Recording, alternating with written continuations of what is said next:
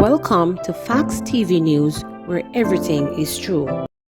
I was not pushed, says Montague. There had been calls for his resignation, but when Robert Bobby Montague announced it late Friday night, many were surprised.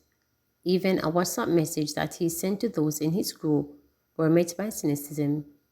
Some even say that it was fake and his account had been hacked.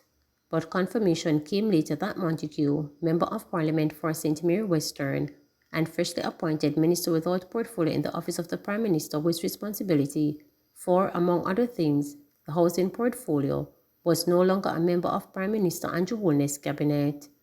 When reporters contacted him on Saturday, Montague said that he would not say much on the matter on his leaving cabinet, as his lawyers had instructed him not to speak on the issue until certain matters have been dealt with. However, in response to a question as to whether or not he was forced by Holness to resign or be faced with dismissal, Montague responded flatly, "No.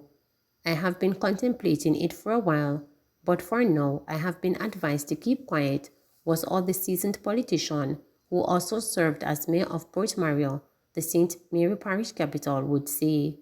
Around 10:59 Friday night, a WhatsApp message from Montague stated, "Good night, just letting you know that within the last hour I handed in my resignation to the Prime Minister Andrew Holness. There are some personal matters that I have to deal with. I need the time and space to treat with these matters. I have to deal with them. I have retained a law firm and is being guided. I am in good spirits and took time to think this through." Close to midnight, an oddly worded Jamaica House statement from Holness on the resignation said, "Late this evening, I met with Minister Robert Montague, who tendered his resignation with immediate effect. Minister Montague expressed that it was a privilege to have had the opportunity to serve at the highest levels in government. Last week, a report by the Integrity Commission blamed former Ministers of National Security Peter Bunting and Montague for allowing people with what the Commission described as being questionable character to get gun license while the public officials serve as policy head of the nation's security. The document titled Special Report of Investigation Allegations Concerning Acts of Impropriety, Irregularity and Corruption in the Issuance of Firearm Users License to Persons of Questionable Character was tabled in Parliament and later released to the media. On Thursday, Bunting lodged the commission and threatened to pursue legal action against media organizations which reportedly access of the finding, while on the same day, Montague responded in a statement, "I take note of the report tabled by the Integrity Commission in the House of Representatives concerning my then fulfillment of my statutory duty to access and make a decision on the issuance of gun license to a range of people who appealed having been initially denied. The report is grossly misrepresentative and incomplete. It is unfortunate that, prior to the tabling of the report, despite a suggestion made to me that I be given the courtesy, I was not fully given the opportunity to respond to what which the Commission sought to assert as facts. Every Jamaican citizen, regardless of their status or station in society, deserves to be afforded the full courtesy of natural justice. Every citizen has a right to be heard or to respond to accusations. This due process was not fully afforded to me. The report also fails to take into consideration that all my actions concerning the reference issued were informed and guided by the recommendation of a panel of experts, which I have tasked with assigning in assessing appeal made to me in my capacity as Minister of Security. Despite the fact that the Integrity Commission report contained no adverse legal recommendations concerning me because I carried out my statutory function, I have referred the report to my lawyers for further review. As for Bunting, who the Commission accused of approving 2 firearm licenses during his term of Security Minister 2012 to 2016, the People's National Party issued a statement Saturday again, throwing its support behind the leader of opposition business in the Senate. It said, Senator Bunting released a detailed statement outlining the facts of the 2 cases. The details reinformed that the decisions were made in the proper exercise of his ministerial authority, considering the facts before him and the recommendations of the review panel. Given the outcome of the investigations by the Integrity Commission and the additional details provided by Mr. Bunting, there is no question of the 2 decisions being in any manner tainted by corruption or improper motive. There is nothing that has come to light that suggests that the decisions were flawed or improper, and we are guided by due process. On Saturday, as the news of Montague's walk into the unknown sunk in, some Jamaican Labour Party officials, who are confessed Montague sympathizers, suggested that he was forced out, one even putting forward the view that Montague's examination pass marks were at a higher level than others in the cabinet. Bobby's rope is very short, the former parliamentarian said.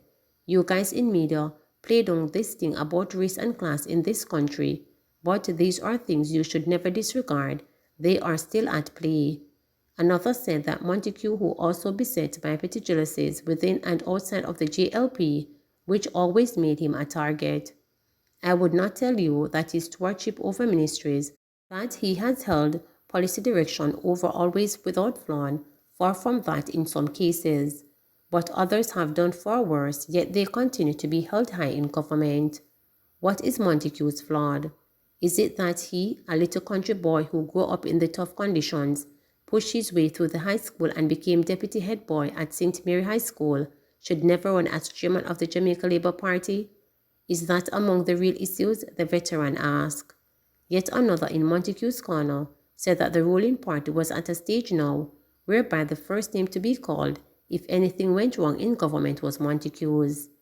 He has to always make sure that his I's are dotted and that his T's are crossed, and it isn't right.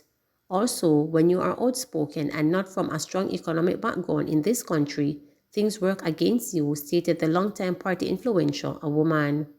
Montague, at one stage, the only sitting JLP councillor, Kenron Hall Division in the St. Mary Parish Council, now Municipal Corporation, became MP in September 2007 when the JLP ended the 18-year reign of the People's National Party in government. He defeated Delano Franklin of the PNP in St. Mary Western, but lost the seat to John Silvera in December general election. However, Montague rebounded with an impressive victory in the 2016 general election, won again by the JLP, which ended the first one-term run of the PNP. He was victorious again in 2020 election. Apart from serving as Minister of National Security, the minister without portfolio, Montague was also minister in charge of local government and its reform and transport and mining. JDF to set off ceremonial explosive during royal visit rehearsals. The Jamaica Defense Force JDF is advising that from Monday to Saturday, it will be setting off ceremonial explosives at the Norman Manley Airport in Kingston during rehearsals for the royal visit on March 22nd.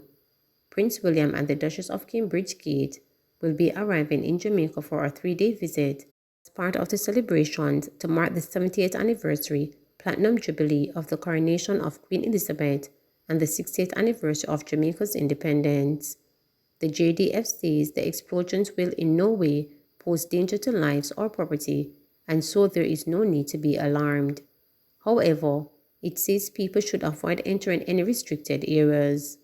Residents are also asked not to interfere with caution signs or flags. The Army said in the event that unexploded ordnance are found, persons should call the JDF headquarters at 876-926-8121 tonight to make a report. Meat and poultry farmers say wrong persons getting increase. With the price of meat and poultry set to increase in the coming weeks, livestock farmers in sections of Clarendon are justifying the hike, but they believe the wrong people in the chain of supply are making other profit. Reporters visited a once thriving chicken farm in Tweedside, where hundreds of birds were being slaughtered weekly to supply the local and inter-parish markets. The new stream was greeted by empty chicken cubs, cleaned and unused slaughtered areas, and an eerie quietness on the farm that once echoed with the chirping of chicks. The farm is operated by Dean Robert and his relatives. Robert said that the farm has taken several major blows since last year, starting with droughts and flooding, and the ever-increasing cost of raising the animals to the point where they can be butchered. The farm at one point had a functioning nursery and an area where thousands of birds were compartmentalized based on their age and readiness for slaughter. According to Dean Robert, up to last year, he was slaughtering up to 800 birds per week, and even then it was difficult to keep the farm afloat, with the cost of feed and other inputs climbing each week.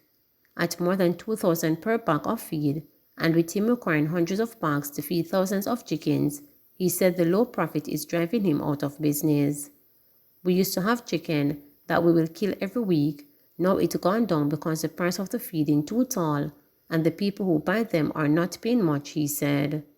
Tracy Ann Thompson, who operates along the Roberts, said that the wholesalers and supermarkets pays $150 per pound for chicken, which comes at a loss to them. The shops, supermarket, and wholesale would then resell the animal at double the cost.